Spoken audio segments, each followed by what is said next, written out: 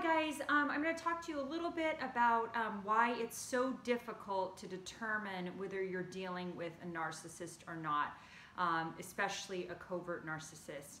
And the reason it's so hard to detect a covert narcissist is because they are adept at impression management.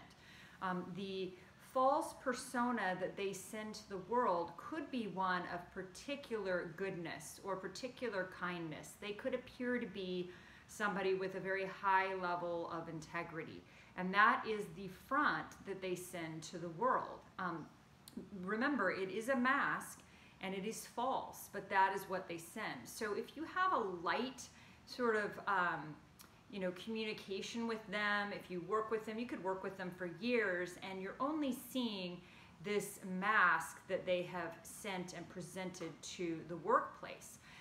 The people that really get to experience the truth of a covert narcissist are anyone who is unfortunate to be in a close personal relationship with them, whether that be a lover, a wife, a husband, or children. Those are the people who typically see the other side of the narcissist, right? And sometimes with the coverts, they call it the long con, because a covert narcissist can present this image to even their nearest and dearest for a very long time.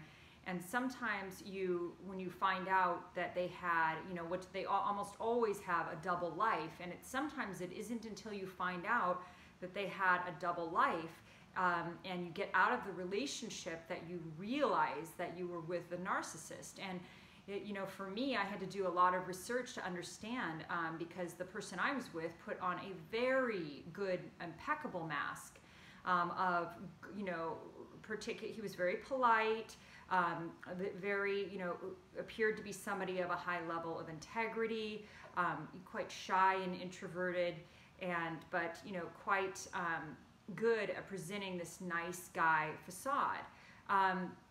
Of course, when I got out, I asked my friends, and a lot of my friends were like, yeah, there's always something off about that guy. Like, everyone sort of said that. And then when I talked to his friends, they all said the same thing too. They said, well, I never really got to know that guy. Like, yeah, I knew him for 15 years, but I never really got to know him. Like, he's hard to get close to. Yeah, I don't really know him. Like, that's pretty much what everyone said about this person. And if there's somebody in your life where they're not knowable, that's a red flag. So here are some ways that you can detect whether you're dealing with a covert narcissist. Does this person, do their words match their actions?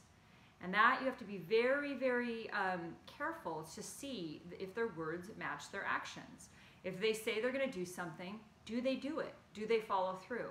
Of course, none of us are perfect about this, but if they have a pattern of not following through with their actions, that's a red flag to look for. And then, is this person particularly sort of sneaky, and are they very, do they say, I'm very private, but they don't, like if you're in an interpersonal, if you're in a marriage with them, are they, are your cell phones open for each other to see? Not that anyone wants to have to do that, but you have that kind of relationship where that's allowable. Or are they very cagey about their cell phone? Are they very secretive? Are they, are they withholding of information? Do they give you sort of half-truths? Do you get the feeling that there's a lot of sort of lies of omission? Or are they open? Are they honest? Are they vulnerable? Are they transparent? These are all things to look for, and if they're not, why not? So, if you're with somebody who seems, something I noticed, this person sent like a chameleon, like with one person he'd be this one way, with this other person he'd be this other way, and I noticed that tended to change personalities sort of depending upon who he was with. That is a red flag.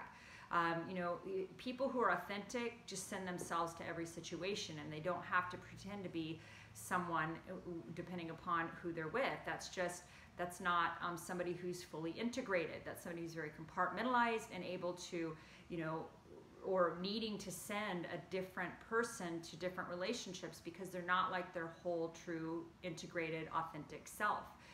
So yeah, and then there's also the halo effect. The halo effect is this person could be particularly good looking, they could be seemingly quite shy and sweet, they could put on this sort of demeanor of particular shyness or goodness or even vulnerability. You're going to see a lot of times with these covert narcissists that they have a, you know, they act very vulnerable and like, you know, some things just, they don't know why it happens, just things are just happening to them. And they're always sort of like the proverbial victim. And they may not come out and say that they're a victim, but they may act, you know, sort of vulnerable and like, you know, they're, you know, things are just happening to them and they don't really know why, and they're just a helpless victim in the middle of these circumstances. Well, what you will find if you dig a little deeper is usually the covert narcissist absolutely created the circumstances by stirring the pot behind the scenes. So it's kind of like, you know, that whole Wizard of Oz, you got the guy behind the curtain. So these are just ways, you know, just a few different tips for recognizing if you might be dealing with a covert narcissist. Thank you so much and have a wonderful day.